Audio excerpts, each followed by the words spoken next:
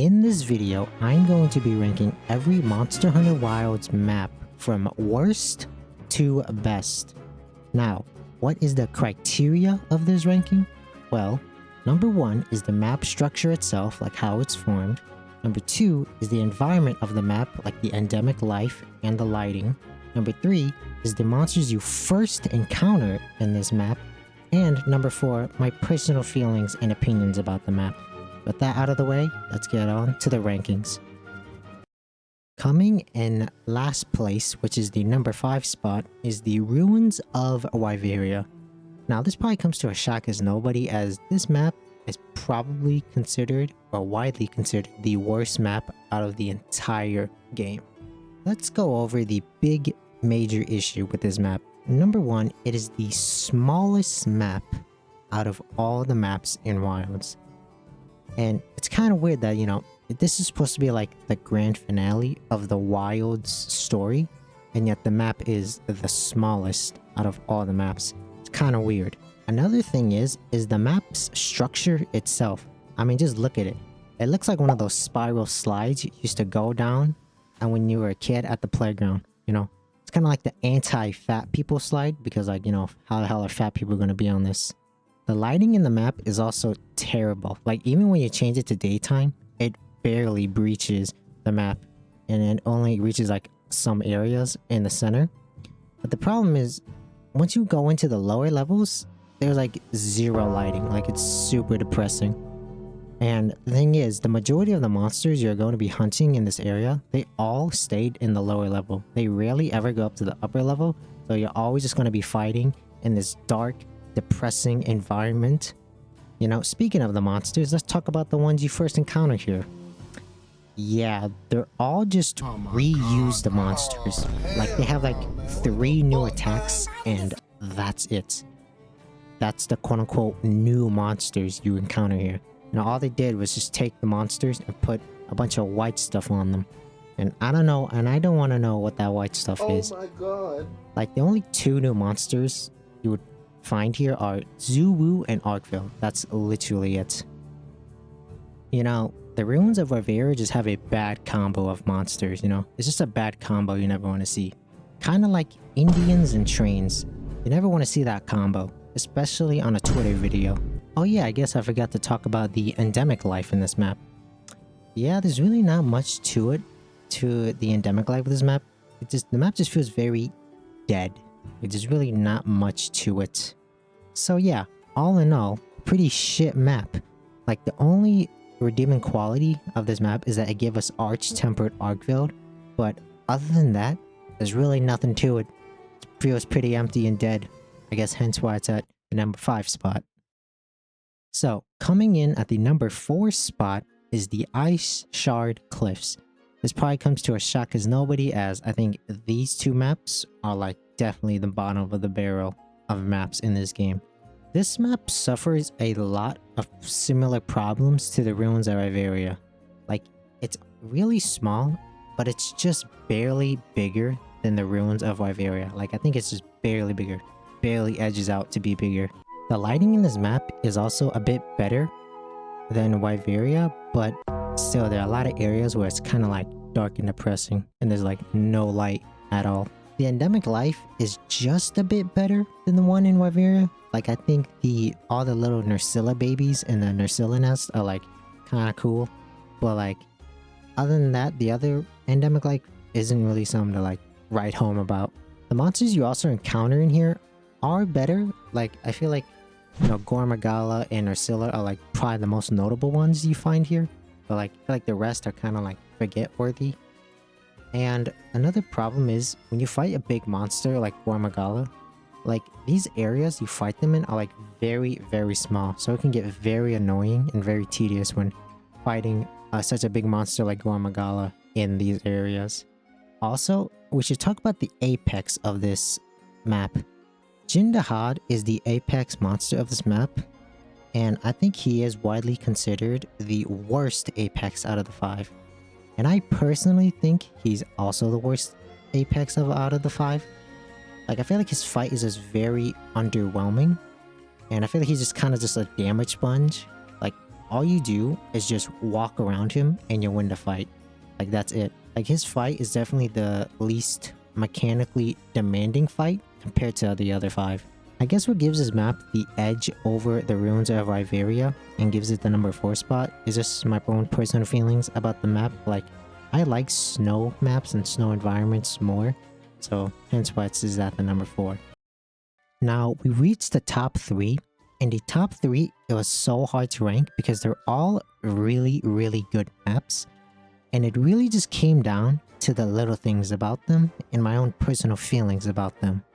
So, coming in at the number 3 spot is the Windward Plains. Now, this might come to a shock to some people. So, the Windward Plains is the first map you explore, as this is the very beginning of the game. You come to this map by boat, and you meet the natives of this map. Now, it's a good thing that this boat isn't called the Santa Maria, because if it was, I get the feeling that the story of this game would be a lot different. So these natives are called the Sand Folk, and they live in the Kunafa village. And when you meet them, they show you their gang sign. Like, this is literally just a gang sign. I don't think this is anything else other than just a gang sign. You know, I guess this explains the origins of O-Block. All jokes aside, let's actually talk about the map itself. The lighting in this map is phenomenal. It is night and day compared to the other 2. Like, it's just so much better. Also, the endemic life in this map as well, it actually feels alive compared to the other 2. Like, there's actually things moving around. There's actually things hunting things. Actually feels like a world. Now, to me, in this map, there's like 3 distinct areas. The first area is like this savanna area where, you know, there's the river, there's grass, and there's the most endemic life there. And then there's the rock formation area where it's like all these different types of rock formations that you can explore. And then there's the big giant desert. Now, out of the 3 areas, the desert is definitely the worst one, or area 13. Now, the reason why is because this area has these giant sand hills, and they can get very annoying, especially when you're fighting monsters. They can sometimes block your vision of a monster, so like you can't really perceive if the monster's attack, or it could cause you to do like a sliding animation that you don't want to, that might lead into a sliding attack. And I know what you're saying, that it's just one area, so what's the big deal? The problem is, the monsters that you're going to be fighting the most, which are Seregios and Raidao, they always go to this area. In my experience, they've always gone to this area, and it's very annoying fighting on these hills. And also, I guess another factor is, a monster that is purely unique to this environment is Balahara, and what he does is that he can make giant like sand pits that suck you in, and I swear to you, more than often, he always comes over here when you're fighting a monster and makes a giant sand hole. So now you have to avoid that and fight the monster and on these giant hills, which is going to get very, very annoying. And speaking of the monsters, let's talk about them. I think the monster cast in this map is very good, but just falls a little short. I think the most notable ones that people are going to remember are Raidao, Seregios, and Doshagama. And I think the other 3 are kind of just like lackluster. Like, I think Chotacabra is memorable because he's kind of like the butt of the joke of this game. You know, he's kind of like the monster that gets memed on and bullied. But Quematrice and Balahara are like kind of not really noteworthy. But I guess Balahara is noteworthy because of the holes he makes that get very annoying. But other than that, there's not much to the other 2. Now, I guess we should talk about the apex of this map, which is Raidao. Now, I think Raidao is definitely one of the best apexes, like mechanically wise and design wise.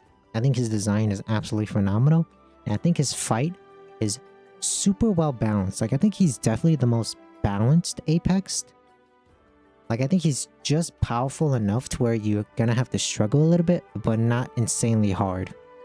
I guess another personal gripe I have with this in map is that whenever you're fighting Raidao, 90% of the time it's going to be during the sandstorm. And let me tell you, that sandstorm is gonna make you drop frames no matter what. Whether it's 5 frames or 10 frames, you're always gonna drop frames. And God forbid he goes over to the main area. The amount of frames that I drop when he goes over to the main area of the savannah, where there's all the endemic life, good God, it's like I'm playing a slideshow over there. Another thing that I don't like about the Windward Plains is the underground cave system. Like, I feel like they could have done so much more with it instead of it just purely being Balahauer's lair. Like, I feel like they could have done like a whole cave network system where it connects from one part of the map to the other part. But it's just Balahauer's lair. Like, that's pretty much it. Like, it's kind of just a very missed opportunity in my opinion. All in all, a very solid, good map. Just a few problems and personal problems that I have with it that drop it down to the number 3 spot.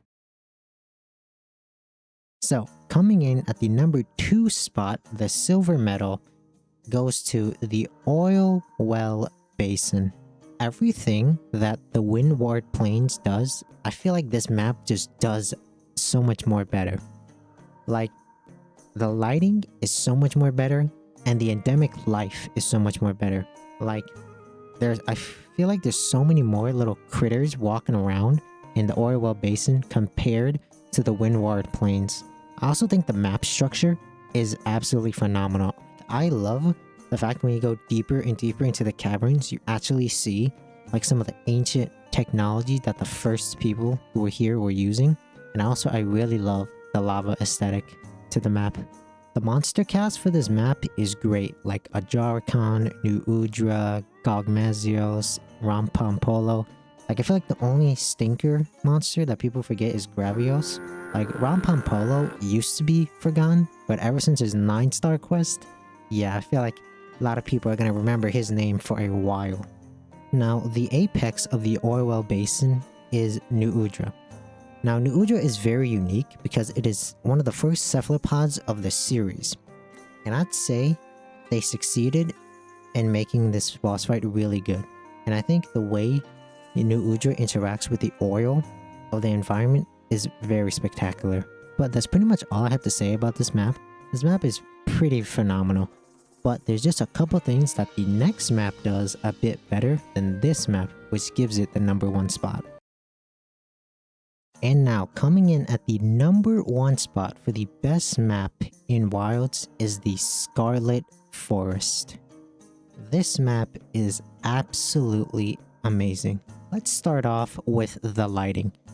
Change the map to daytime and plenty, and man, the lighting is just absolutely gorgeous in this map. Just walk around and it feels so beautiful. The endemic life in the environment just feels so alive. Like, it feels like there's always just something happening in this forest. You know, they really try to capture that Amazon rainforest, and I think they did a very good job with that. Now, let's go over the monsters of this map. I feel like every single monster of this map has something memorable about them. Like, I don't think there's a single monster that you can forget about in this map. I feel like all of them have something good about them that you like. Like, you know, for example, Legiacris has like that underwater area, that underwater section of this fight. And like Lala Barina, you know, has that very cool nest and like dances around like a ballerina.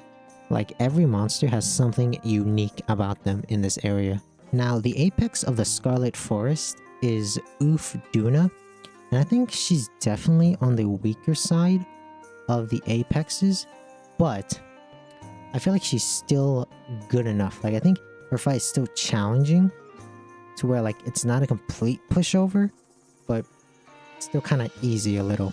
But her waves, I guess, are kind of a bit annoying, so, you know, you have to deal with that. But that's pretty much all I have to say about this map. This map is just perfect. It does everything right. The environment and the lighting of the map is so beautiful. The monsters are so unique, and they have their own like unique ways they interact with the environment. Like, I think this is the epitome of perfect when it comes to this game. So, this was my ranking of all the Wilds maps. Do you agree with this ranking? Do you think one map should be higher, or do you think one map should be lower? Let me know in the comments, and I will see y'all later.